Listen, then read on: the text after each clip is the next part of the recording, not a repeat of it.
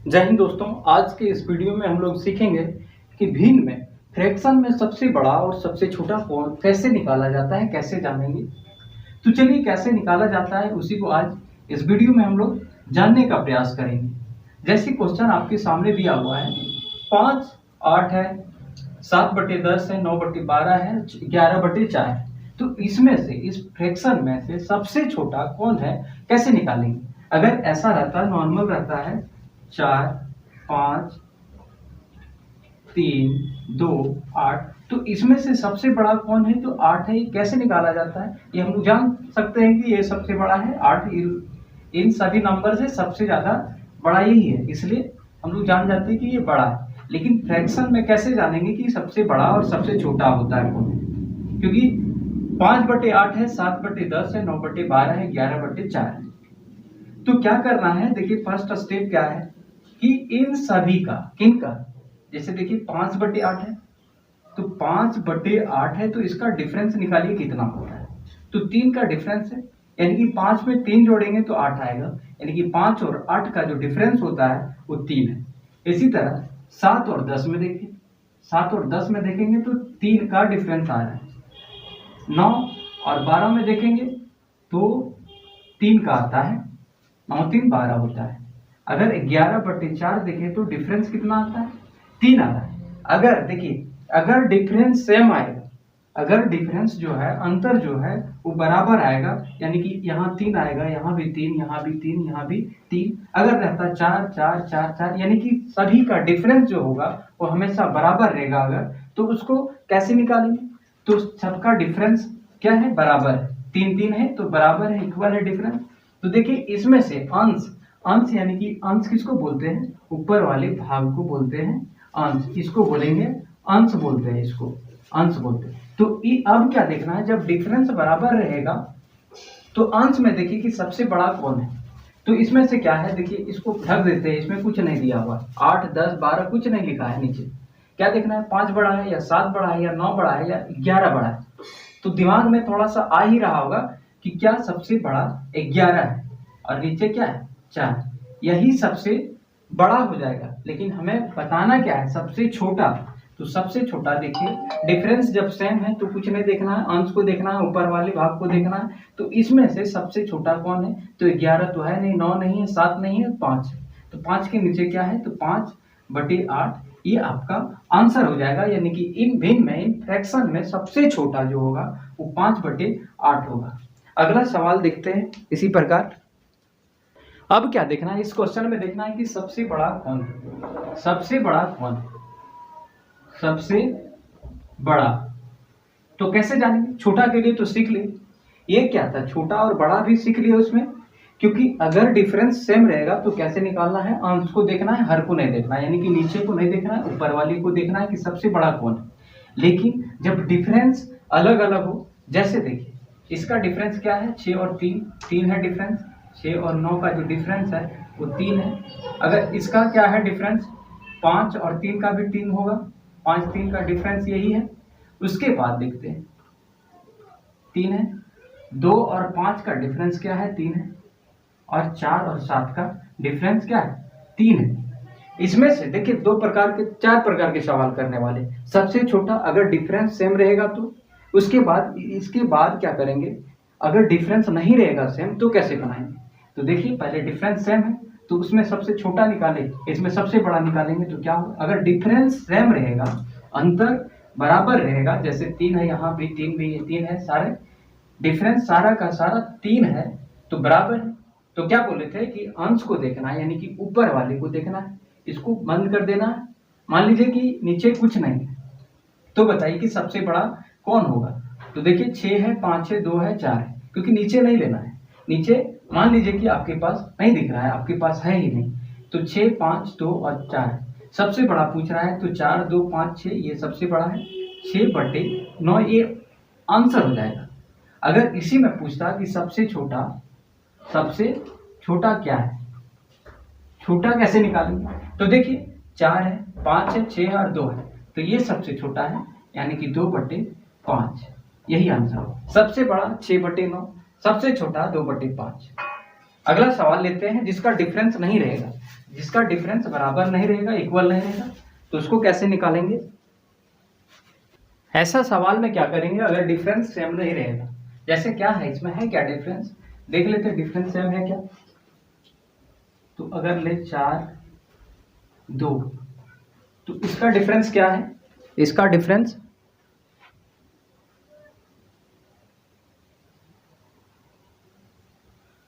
क्या है, 4 और 2 का देखेंगे तो 2 डिफरेंस। इसी तरह क्या है 5 और 3 में देखेंगे, 5 और 3 में देखा जाए तो 2 है, ठीक है। 9 और 3 में देखा जाए डिफरेंस तो क्या है 6 है। अगर 8 और 5 में देखा जाए, 8 और 5 में देखा जाए तो 3 का डिफरेंस है। यानी कि पहला में डिफरेंस क्या है, इसका 2 का डिफरेंस है, इसका क्या है तो 2 का डिफरेंस है, और इसमें 6 का डिफरेंस है, और इसमें क्या है 3 का डिफरेंस है। तो क्या करना है, तो जो भी डिफरेंस है क्या है, इसका 2 है, 2 है, 6 है, 3 है, इन सभी का जो भी डिफरेंस आएगा उसका एलसीएम ले लीजिए। जैसे क्या है 2 है, 2 है, 6 है और 3 है, यही है डिफरेंस। तो इसका एलसीएम जब लेंगे तो क्या आएगा, देखते हैं क्या आएगा। ये होगा 3 1 1 होगा। यानी कि जब 2 2 6 3 का जब डिफरेंस लेंगे, एलसीएम लेंगे तो 6 आएगा, 6 आएगा। तो 6 आएगा तो अब क्या करना है, 2 है, 5/3 है, 9/3 है और 8/5 है। इसका डिफरेंस क्या था तो 3 था, और इसका डिफरेंस क्या था, इसका डिफरेंस क्या था 9 और 6 का 9 और 3 का 6 था, इसका डिफरेंस क्या था 2, और इसका डिफरेंस था 2 था।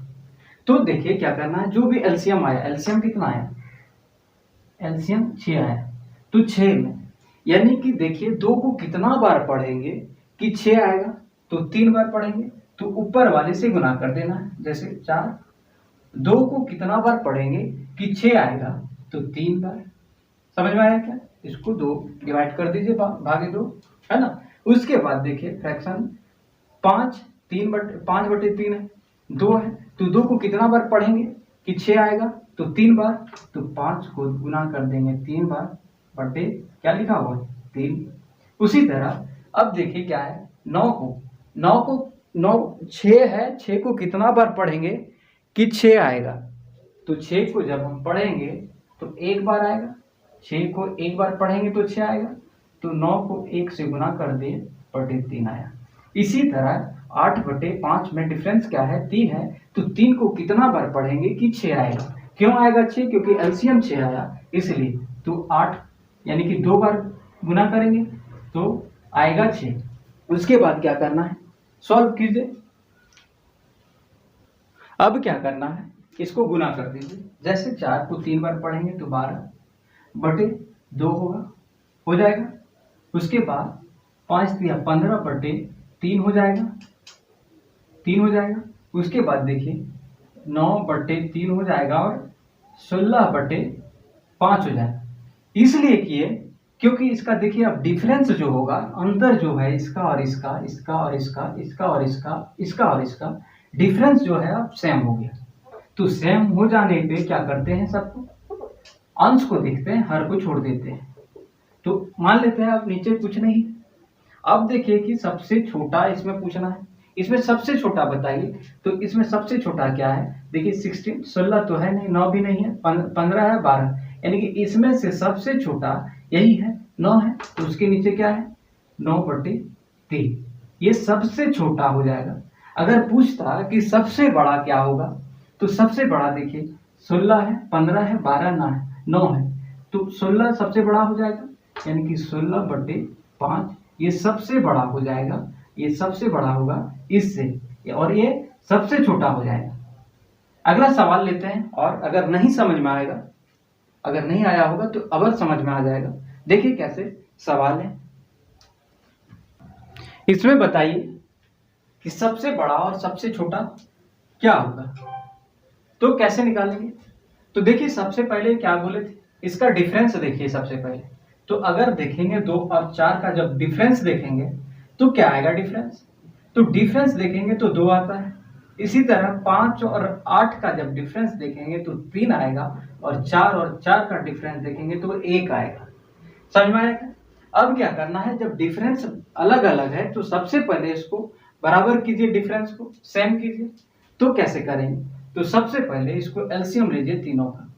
3 2 3 1 का जब एलसीएम लेंगे तो 6 आएगा एलसीएम, यानी कि एलसीएम जो होगा